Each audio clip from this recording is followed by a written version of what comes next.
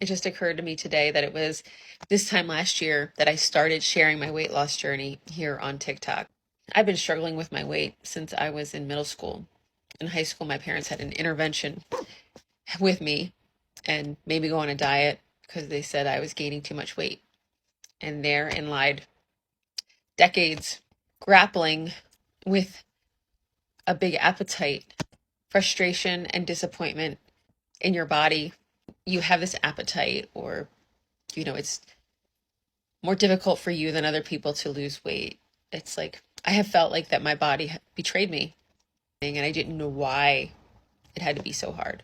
When you are struggling with your weight and obesity for so long, you feel judgment from almost everywhere you turn, including doctors.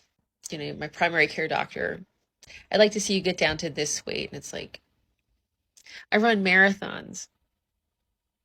I run 3 miles and then I go to CrossFit. Like, I don't know how much more I can do, but you still feel like you're not doing enough. I had a pulmonologist tell me about a little over a year ago, have you tried swimming?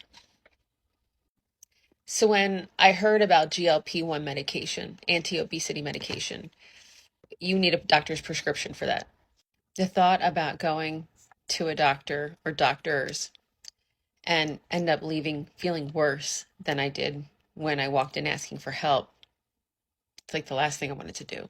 I actually found out about Sequence here on TikTok, a comprehensive weight management program through telemedicine. After years of so many failed attempts, I couldn't help but feel like, can anyone help me? I went to their website, joinsequence.com. These are experts. This is what they specialize in doing.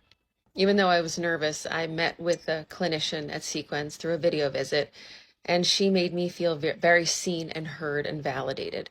We talked about my struggles and my goals and my health history, and that's when she suggested that a GLP-1 medication could benefit me.